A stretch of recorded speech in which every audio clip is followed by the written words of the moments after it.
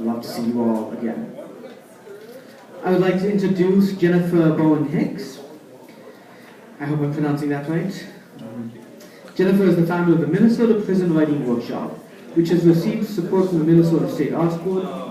Her work has been honored with Pushcart Prize nomination, the Susan Atefat Prize for Creative Nonfiction, and the Loft Mentor Series Award in Creative Prose. Her essays and stories appear or are forthcoming in the Iowa Review, North American Review, Arts and Letters, Defunct, and other journals. She conducts interviews with Rumpus and teaches creative writing in Minnesota prisons. Please welcome Jennifer.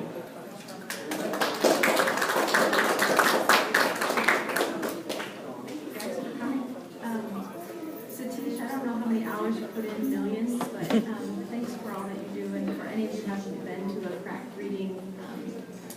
Walnut reading, they're a lot of fun. You should look them up online and give it a shot. I'm going to read 2 short prose pieces today. To just give you a tiny bit of background, I write a lot about DNA and genealogy and people in my family that I didn't know, and that's gotten boring, and I found it more interesting to write about absence. So this is a reflection of that. In this first prose piece, I'll make reference often to the word Y, and I'm referring to the letter Y as in the chromosome, not the word WHY. So, origin. I'm alone with my DNA, which means it's crowded in here. There are women inside me dating back to Mary and beyond, and whichever of those are me or we. We hover together, a lot of us curled inside my body, fatherless daughters and rootless women. Our lineage is a feeling in ourselves more than any history traceable through county records and court documents. No matriarch ever inked first, last, middle, and maiden names in leather-bound books. No gloved hand gathered and recorded our family's legacy. No one had to hubris, come to think of it, to use a word like legacy. Our birthright was superstition and intuition, our inheritance a resolve that brought us to the next day and the next day's meal. If we told the story of us, it was an oral story, from her heart to her mouth, to her ear, to her heart, to her mouth. Often it was a story of the day's labor, wiping someone's table or ass or blood, narrated in warm, wide circles until the teller had reached the bullseye, which is to say, the value, her value. Father is a word that means the man who made you into a baby. He eats, we presume, and he speaks, we assume, but that's about all we know. So our sons write at school that they hail from Germany and Russia and Poland. Maybe they do, but we doubt it, us rootless women, a little on all sides, something plus or minus native. Our boys don't ask which tribe, and it's just as well because we do not know. If we belong at all, we are surely among the clan of women called she, who has not heard her father say her name aloud. Origin is a wide-mouthed word that we climb, placing our hands on the edge of the great gaping O, hoisting ourselves so we might lay snug inside the low cradled curve. But it's too big, and we hover together instead inside my body. We take our Genome 2.0 and we strip the wrapping from an expensive Q-tip, and we swab our cheek to extract a living strand of those long ago lost and forgotten. We scrape our history from the flesh in our wet, wondering mouth, only to find he is MIA. For our DNA will only reveal the X line. The Y requires a father, and we can only laugh, dumbstruck and empty-handed, for we are still a tribe of Y-less women. We convene instead in spirit, the lot of us, Patsy and Minnie B and Nellie and Goldie and Julie and Star and Jenny and Chrissy and Amy and XXX, and we say, why? I think he's here in this room haunting us. Oh, what's his name? And what's his name before him? You feel him? Hear him? Don't you think he's a little bit nice and a little bit wry behind sweet, tired eyes? Some say, oh, yes, I've been hearing him singing in my inner ear since I took my first breath, and others say, the only thing you're feeling is my eyeballs rolling back into my head because I don't give a shit. But even she swaps her spit and sends in the money so the scientists can tell us what we already know. Once upon a time, in a continent far away, 2 bodies lay naked. They must have found one. They must have found salty skin, and yes, and now, and home, and thank you. One grew a baby, and the other grew scared, or bothered, or bored. She walked this way, carrying a child. He walked the other, carrying whatever guilt weighs. Is it as heavy as a generation? Or is it as light as a whistle and a smoke? Looking up at the sun, she traveled toward today. She traveled and traveled over earth and through years, the mother, before all the mothers, before my mother, brought us to here. And all we can know of her one-time companion is that before he was gone, he must have existed.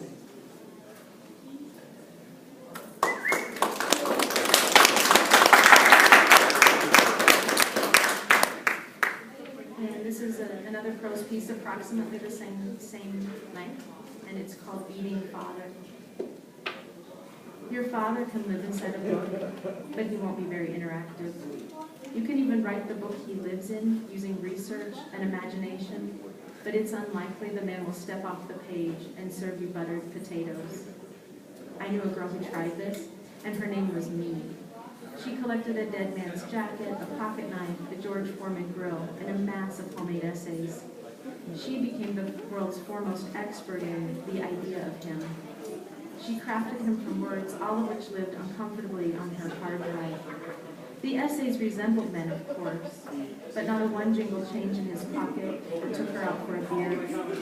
Not a single essay split open and spoke with light in its eyes about wonder or cattails or our purpose on this planet. In fact, light was missing in every square inch of every essay she crafted. So was moisture, so was breathing. Not a single essay laughed or sighed or tapped its foot to the music. Not even the nicest of the essays threw a ball for her sons. Having once crossed herself backwards in the name of the Father, the Son, and the Spirit Holy, the girl knew a thing or two about inanimate objects becoming body and blood. She knew, too, a man who ate the Bible, who washed it down with honey and water, and lived most of all like he'd known Jesus in the flesh, which gave her an idea. She would eat her always absent, now dead father. She would eat every dry word she'd ever written and wash him down with vinegar and longing. She printed every last essay and piled paper strips across the floor on a sunny winter day. She shredded and layered for so long that discrete bits of her father became a heap that filled her two-story house. No longer an e-file, she'd made of him a mountain. She began to hike to the top when her husband and children said, "Where are you going? Don't you think it's strange to hike your father?" She grabbed a hold anyway and began the ascent. When she reached the summit, she selected the topmost scrap. "Kind, amused eyes," the paper said. She stared at it with her own eyes, and the scrap refused to blink back. She opened her mouth, set her father's eyes on her tongue, and waited. They were dry eyes and tasted like paper. They clung to her cheek like a piece of dead skin and remained for the entire time they were in her mouth, unblinking. Next, she ate his laugh, which refused even to giggle, and his fast pitch and his hug and his Camel cigarettes. She chewed Da Nang and his M14 and his last shock of innocence. She choked and swallowed her way through Semper Fi and his furry mustache. She ate a helicopter in the sky that never, as it turns out, existed to watch over her. She chewed and chewed until the mountain began shrinking and her head no longer touched the ceiling. The words jail and work release got caught in her throat before she dislodged them with his tender heart. She ate 70 pounds of empty film and 54 blank diaries bound with fishing wire. She ate the funeral scene where she nursed her newborn, where her father's corpse did not hear when she told him, "Look, we have the same hands." She nibbled and swallowed and her stomach bloated. She was eating her father.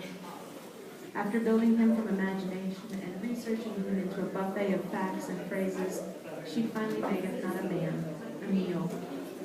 By now it was spring, and the wind blew what was left around her.